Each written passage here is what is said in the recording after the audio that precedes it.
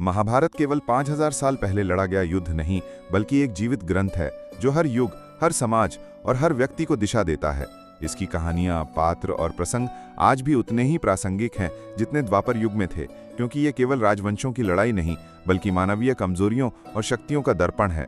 अगर हम आज के समाज को देखें तो हमें कौरवों का लोभ, शकुनी की चालाकी, कर्ण का संघर्ष, भीष्म का धर्म संकट, द्रौपदी का अपमान और अर्जुन का संशय हर जगह दिखाई देता है। यही कारण है कि महाभारत की शिक्षाएं आज भी उतनी ही जरूरी हैं जितनी तब थीं।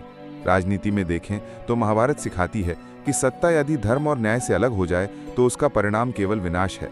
आज के नेताओं और शासकों को युधिष्ठिर के राजधर्म, विदुर की नीति और कृष्ण की रणनीति से सीखना चाहिए कि सत्ता का उद्देश्य केवल शासन नहीं, बल्कि न्याय, समानता और लोक कल्याण होना चाहिए। समाज में देखें तो द्रौपदी की पीड़ा हमें याद दिलाती है कि स्त्री का सम्मान किसी भी सभ्यता की रीढ़ है, और जहां नारी का अपमान होता है वहां महाभारत का युद्ध अवश्य होता है। ये संदेश आज भी उतना ही गूंजता है जब हम स्त्री सशक्तिकरण और लैंगिक समानता की बात करते हैं। व्यक्तिगत जीवन में महाभारत हमें गीता के माध्यम से सिखाती है कि हर इंसान को अपने भीतर के अर्जुन को जागृत करना है, संशय, मोह और आलस से छोड़कर अपने कर्तव्य पर डटे रहना है, क्योंकि कर्म ही मनुष्य की असली पहचान है। आधुनिक समाज में जहां लालच, भ्रष्टाचार और प्रतिस्पर्धा बढ़ रही है, महाभारत हमें बताती है कि अंततः वही टिकेगा जो सत्य, नैतिकता और धर्म के मार्ग पर चलेगा, चाहे वो व्यवसाय हो, शिक्षा हो या परिवार। अगर हम कॉरपोरेट जगत को देखें तो दुर्योधन की जिद और अहंकार हर उस बॉस या लीडर में झलकता है जो टीम की भलाई से ऊपर अपनी सत्ता को रखता है, जबकि कृष्ण की नेतृत्व शैली हमें सिखाती है कि सच्चा लीडर वो है जो खुद लड़ाई में शामिल ना होते हुए भी दूसरों को मार्गदर्शन देता है और सही समय पर सही रणनीति अपनाता है। शिक्षा के क्षेत्र में महाभारत का सबसे बड़ा योगदान है आत्मज्ञान। यह हमें याद दिलाता है कि डिग्री या पदवी से बड़ा है जीवन का ज्ञान और सही कर्म की समझ, और यही कारण है कि गीता को आज हार्वर्ड, ऑक्सफोर्ड जैसी यूनिवर्सिटीज में मैनेजमेंट, साइकोलॉजी और फिलॉसफी की क्लास में पढ़ाया जाता है।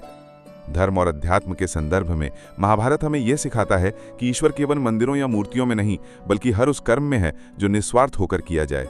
कृष्ण का संदेश योगा कर्मसु कौशलम आज के कर्म योग का आधार है, जहां हर व्यक्ति को अपने काम को ही पूजा मानकर करना चाहिए। अगर हम आधुनिक भारत को देखें तो महाभारत की चेतावनी भी हमारे सामने है। जातीयता, भाई भाई के बीच विवाद, सत्ता के लिए झगड़े और रिश्वतखोरी, ये सब वही गलतियां हैं जो कुरुक्षेत्र तक ले गई थीं। फर्क केवल इतना है कि तब युद्ध धनुष बाण से हुआ था और आज ये युद्ध राजनीति, अदालत, मीडिया और सड़क पर लड़ा जा रहा है। लेकिन महाभारत हमें उम्मीद भी देती है कि जैसे कृष्ण ने अर्जुन को निराशा से निकालकर धर्म के मार्ग पर खड़ा किया, वैसे ही आज भी हर व्यक्ति अपने जीवन में गीता को अपनाकर अपने भीतर की लड़ाई जीत सकता है। यही वजह है कि महाभारत आज भी सबसे बड़ा जीवन प्रबंधन ग्रंथ है। यह हमें बताता है कि कैसे रिश्तों को निभाना है, कैसे सत्ता का उपयोग करना है, कैसे अन्याय का सामना करना है और कैसे सत्य के लिए खड़े होना है। अगर हम आज के युवाओं की बात करें तो वे अर्जुन की तरह कंफ्यूज हैं, मोह और करियर की दुविधा में फंसे हैं। गीता उन्हें ये सिखाती है कि अपनी शक्ति पहचानो और कर्तव्य करो।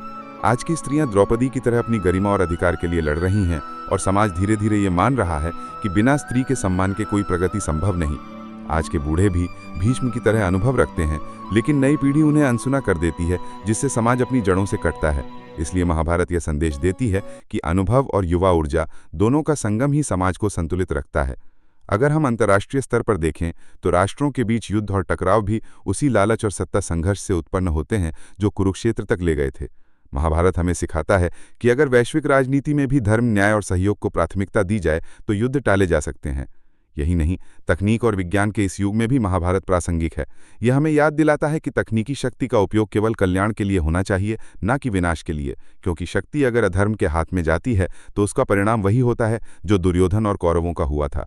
इसलिए महाभारत आज भी हमें चेतावनी, प्रेरणा और मार्गदर्शन देता है। ये कहता है कि हर इंसान का जीवन एक कुरुक्षेत्र है और हर दिन वो अपने भीतर के दुर्योधन और अर्जुन के बीच युद्ध लड़ता है। अंत में जीत उसी की होती है जो कृष्ण की गीता का अनुसरण करता है, जो धर्म और सत्य का साथ देता है। इसलिए अगर आज का समाज शांति, न्याय और प्रगति चाहता है तो उसे महाभारत की शिक्षाओं को अपनाना ही होगा। स्त्री का सम्मान, सत्ता में धर्म, रिश्तों में विश्वास, कर्म में निस्वार्थ भाव और नेतृत्व में कृष्ण की रणनीति, यही वो रास्ता है जिससे आधुनिक दुनिया भी अपने संकटों से निकलकर एक नए सतयुग की ओर बढ़ सकती है।